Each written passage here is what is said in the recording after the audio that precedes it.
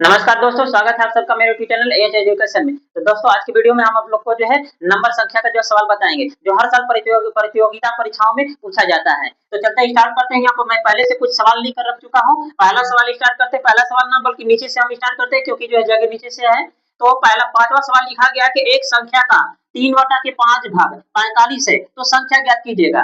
कोई संख्या है, उसका जो है 3/5 भाग 45 है, तो वो संख्या क्या है। मान लेते हैं कि वो संख्या माना माना वह संख्या यक्ष है। मान लेते हैं कि वह संख्या यक्ष है। ठीक है, यक्ष हो गया वो संख्या। इसी संख्या का जो है 3/5 भाग करेंगे, तो इस संख्या काम इस होता है मल्टीप्लाई। मल्टीप्लाई कची लगाएंगे, गुणा कची लगाएंगे, और जो है लिखेंगे 3/5 भाग 3/5 कर देंगे इसका, तो हो जाएगा 45 45 आ जाएगी। अब इस संख्या का जो है यक्ष का मान निकाल लेंगे तो संख्या ज्ञात हो जाएगी। यक्ष को एक पर छोड़ देते हैं, ये इधर गुणा में है, तो ये साइड जाएगा तो भाग में हो जाएगा। तो 45 में भाग देगी, तो 45 में भाग देने से अच्छा कि ये 5 ऊपर चला जाएगा, जो है त्रिया का गुणा कर देते हैं, और ये 3 नीचे आ जाएगा। 3 से इसे कटा देंगे, 15 बार में कट जाएगा। 15 को इसमें गुणा कर देंगे, यक्ष बराबर आया था 15 गुणे 5, तो 15 5 75 होता है। इसका आंसर हो जाएगा 75 जो है। तो वो संख्या क्या है 75 और 75 है। 75 का जो है 3/5 भाग करेंगे तो 45 आ जाएगा। देखिए यहाँ पर आंसर का जांच करके मैं दिखा देता हूँ। ये 75 वो संख्या 75 थी, इसका 3/5 भाग करने पर जो है क्या बोला गया था कि 45 आ जाना चाहिए, 45 हो जाना चाहिए। तो देखिए इसे कटा देते हैं, 15 तिया 75 होता है, 15 बार में कट जाएगा। 15 जो है 15 5 75 होता है, 5 3 15 आए कि 5 15 तिया 45 हो जाएगा। यहाँ पर 45 आ गया। देखिए दोनों पक्ष यहाँ पर बराबर हो गया ना, इसका मतलब सवाल क्या है, सही है। तो इस तरह से इसको मान कर लगाया जाता है। स्क्रीनशॉट ले लीजिएगा। चलिएगा नेक्स्ट क्वेश्चन देखते हैं। चौथा नंबर का क्वेश्चन लिखा गया है कि एक आदमी 20% लाभ पर वस्तु बेचता है, तो क्रय मूल्य 500 रुपया है, तो उसका विक्रय मूल्य क्या होगा। विक्रय मूल्य पूछा जा रहा है। 20% लाभ पर जो है कोई वस्तु को बेचा जा रहा है। अब 500 रुपया क्रय मूल्य मिस होता है, जितने रुपया का खरीदा जाता है उसे क्रय मूल्य बोलते हैं। विक्रय मूल्य उसे बोलते हैं जितने रुपया में बेचा जाता है, उसे विक्रय मूल्य बोला जाता है। तो 500 रुपया में तो खरीदा गया है, अब उस 500 रुपया में वस्तु खरीद रहा है और उसको 20% लाभ पर बेच रहा है। तो सबसे पहले इसका लाभ हम निकाल लेते हैं कि प्रॉफिट कितना हो रहा है। तो यहाँ पर लिखा गया 500 रुपया है, तो ये हो जाएगा आपका क्रय मूल्य।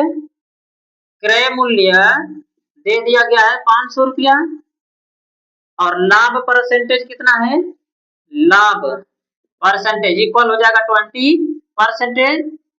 अब हमें निकालना है कि जो है इसका विक्रय मूल्य ज्ञात करना है, तो विक्रय मूल्य यहाँ पर जो है ज्ञात करेंगे, इक्वल क्वेश्चन मार्क। तो सबसे पहले तो लाभ ज्ञात कर लेते हैं कि कितना जो है लाभ इसको हो रहा है। तो 500 पर 20% का जो है लाभ निकाल लेते हैं। तो लाभ बराबर सूत्र होता है, लाभ इक्वल सूत्र होता है यहाँ पर क्रय मूल्य होता है गुणे लाभ परसेंटेज होता है। लाभ परसेंटेज होता है बटा में 100 होता है। ये सूत्र पर ज्ञात करेंगे तो इसका लाभ ज्ञात हो जाएगा। तो प्रॉफिट यहाँ पर ज्ञात कर लेते हैं, लाभ इक्वल हो जाएगा क्रय मूल्य कितना था 500 रुपया। 500 रुपया यहाँ पर रखेंगे गुणे लाभ, लाभ कितना है 20% है, तो यहाँ पर 20 रख कर देंगे, बटा के हो जाएगा 100। डबल जीरो से डबल जीरो को क्या करेंगे, कटा देंगे। अब 50 का इसमें गुणा कर देंगे तो कितना हो जाएगा 200 हो जाएगा। 100 रुपया का क्या हुआ, उसे लाभ प्राप्त हो गया। 100 रुपया वो जो है क्या किया, प्रॉफिट प्राप्त किया। तो हमें क्रय मूल्य ज्ञात करना है, जितने रुपया में खरीदा है उतनी में ये लाभ को हम जोड़ देंगे, तो उसका जो है विक्रय मूल्य ज्ञात हो जाएगा। तो यहाँ पर विक्रय मूल्य लिखते हैं, विक्रय मूल्य इक्वल होता है क्रय मूल्य, क्रय मूल्य प्लस लाभ होता है। इसे दोनों को जोड़ देते हैं तो इसका विक्रय मूल्य ज्ञात हो जाएगा। क्रय मूल्य 500 रुपया था और लाभ कितना मिला है 100 रुपया मिला है। अब दोनों को जोड़ देंगे कितना हो गया 600 रुपया। 600 रुपया में वह बेचेगा तो जो है 20% उसे लाभ मिलेगा, तो इसका आंसर हो जाएगा 600 रुपया। स्क्रीनशॉट ले लीजिएगा। चलिएगा नेक्स्ट क्वेश्चन देखते हैं। नेक्स्ट क्वेश्चन लिखा गया तीसरा नंबर का क्वेश्चन है, दो संख्याओं का योग 50 है और अंतर 10 है, तो संख्या ज्ञात करना है। यहाँ पर मान लेंगे संख्या को कि पहली संख्या आपका क्या है यक्ष है। माना माना पहली संख्या यक्ष, दूसरी संख्या दूसरी संख्या y मान लेते हैं। अब इन्हीं दोनों को जोड़ने पर बोला जा रहा है कि 50 है, यानी कि x प्लस y बराबर क्या हो जाएगा 50। इक्वेशन नंबर जो है 1 मान लेंगे, समीकरण नंबर 1 हो गया। फिर दूसरा में बोला गया है कि जो है इनका अंतर जो है 10, तो यानी कि बड़ी संख्या में से छोटी संख्या को घटा लेंगे, पहली में से दूसरी को घटा देते हैं, तो अंतर मिस होता है घटाना, x में से y को घटा देंगे तो कितना आ रहा है 10 आ जा रहा है। ये समीकरण नंबर हो जाएगा 2, इक्वेशन नंबर 2। अब इसे हम क्या करेंगे, समीकरण 1 और 2 को जोड़ देंगे जो है, तो यहाँ से y कट जाएगा, ये माइनस में है ये प्लस में, ये कट जाएगा, इन दोनों को जोड़ देंगे तो 2x हो जाएगा, इक्वल इसे जोड़ देंगे तो 60 हो जाएगा। अब x को यहीं पर छोड़ देते हैं, ये गुणांक में ऐसा जाएगा तो भाग में हो जाएगा, तो 60 बटा के हो जाएगा 2, 2 को भाग देंगे तो x बराबर कितना आ जाएगा 30 आ जाएगा। अब ये समीकरण उठा के 1 में या 2 में रख देंगे तो आ जाएगा मान, समीकरण 1 में रखेंगे तो भी उतना ही आएगा, समीकरण 2 में रखेंगे तो भी आ जाएगा जो है मान, तो समीकरण 1 में ही रख लेते हैं x का मान, समीकरण संख्या जो है 1 में रखने पर, समीकरण 1 में रख लेते हैं, समीकरण 1 क्या है x प्लस y इक्वल हो जाएगा 50, तो x की जगह आया है 30, 30 रख देंगे यहाँ पर, प्लस हो जाएगा y बराबर हो जाएगा 50। अब y को यहीं पर छोड़ देते हैं, 30 ये सट जाएगा, तो 50 में से ये घट जाएगा 30, तो y बराबर कितना हो जाएगा 20 हो जाएगा। यह हो गया y का मान, तो वह संख्या क्या हो जाएगी जो है, वह संख्या आपका ये पहला 30 आया था 30 लिख देंगे और दूसरा हो जाएगा 20, ये हो जाएगा इसका आंसर। अब यहाँ पर प्रूफ भी करके हम दिखा देते हैं, बोला गया था कि दोनों संख्याओं का जो है योग जो है 50 है, तो इन दोनों संख्याओं का योग को जोड़ दीजिएगा, देखिए 30 और 20 जोड़ देंगे तो क्या हो जाएगा 50 आ गया ना, इसका मतलब ये सिद्ध हो गया कि सवाल सही है। और अंतर भी बोला गया था कि 10 होना चाहिए, तो इन दोनों का अंतर कर देते हैं, अंतर मिस होता है घटा देते हैं, तो देखिए 10 आ गया ना, इसका मतलब सवाल सही है। तो इस तरह से जो इसको मान कर लगाया जाता है, स्क्रीनशॉट ले लीजिएगा। चलिएगा नेक्स्ट क्वेश्चन देखते हैं। हाँ दूसरे नंबर का सवाल है, यहाँ पर लिखा गया कि एक संख्या का 40% प्लस 20 बराबर 60 है, तो वो संख्या ज्ञात कीजिएगा। संख्या को ज्ञात करना है, लिखा गया एक संख्या का 40%, वो संख्या नहीं है, मान लेते हैं यहाँ पर कि माना वह संख्या यक्स है, यक्स मान लेते हैं, तो इसका जो है 40% है, यक्स का काम इस होता है गुणा, 40 लिख देंगे परसेंटेज और प्लस हो जाएगा 20 बराबर हो जाएगा 60। इस संख्या का, वो संख्या ज्ञात नहीं था यहाँ पर, तो वो संख्या को मान लेंगे कि जो है उस संख्या का बोला गया कि 40% और प्लस 20 जोड़ देंगे तो वो 60 हो जाएगी। मान लेंगे वो संख्या, मान लिया कि जो है वो संख्या क्या है यक्स है, यक्स का 40% कर दिया प्लस जो है 20 बराबर हो जाएगा 60। अब यक्स का यहाँ पर मान निकाल लेते हैं, तो यक्स और ये परसेंटेज हट जाएगा तो बटा में हो जाएगा जो है 100 हो जाएगा, तो 40 बटा के हो जाएगा 100। अब 20 को ये साइड ले जाते हैं, 75 कर देते हैं, इसको साइड चेंज कर देते हैं, तो 60 ये साइड जाएगा तो ये माइनस में हो जाएगा, माइनस में हो गया। अब 0 से 0 यहाँ पर क्या हो जाएगा कट जाएगा, तो यक्स बराबर हो जाएगा, यहाँ पर लिखेंगे घटा देंगे इसमें से तो 40 आ जाएगा, 40 आ जाएगा। और जो है ये 10 यहाँ पर बचा है तो इसको गुणा कर देंगे तिरक का, तो 10 ऊपर चला जाएगा, ये 4 नीचे आ जाएगा, तो 4 से इसे कटा देंगे, एक बार में कट जाएगा 10 बार में, 10 का गुणा कर देंगे तो हो जाएगा आपका 100 हो जाएगा, तो वह संख्या हो जाएगी 100। क्योंकि जो है ये संख्या का हम प्रूफ कर कभी चेक करके दिखा देते हैं कि इसी संख्या का जो है 40% और 20 जोड़ देंगे तो 60 हो जाना चाहिए, तो सवाल जो है सही आ जाएगा। अगर 60 अगर प्रूफ हो गया तो सवाल सही है। देखिए 40% है ना, यहाँ पर हम रख देते हैं यक्स का मान, तो 100 यहाँ पर रखेंगे और ये 40 से परसेंटेज हटा देंगे, बटा में 100 हो जाएगा और प्लस प्लस यहाँ पर 20 लिखा गया है, तो 20 लिखेंगे बराबर 60 हो जाना चाहिए। इसे हल करेंगे तो 60 आ जाएगा, तो सवाल सही है। तो ये 100 से 100 क्या हो गया कट गया, और 40 में ये 20 जोड़ देंगे तो 60 आ जाएगा, दोनों पक्ष बराबर हो गया ना, राइट और लेफ्ट दोनों बराबर हो गया, इसका मतलब कि सवाल सही है। तो इस तरह से सवाल जो है लगाया जाता है, स्क्रीनशॉट ले लीजिएगा। चलिए नेक्स्ट क्वेश्चन देखते हैं।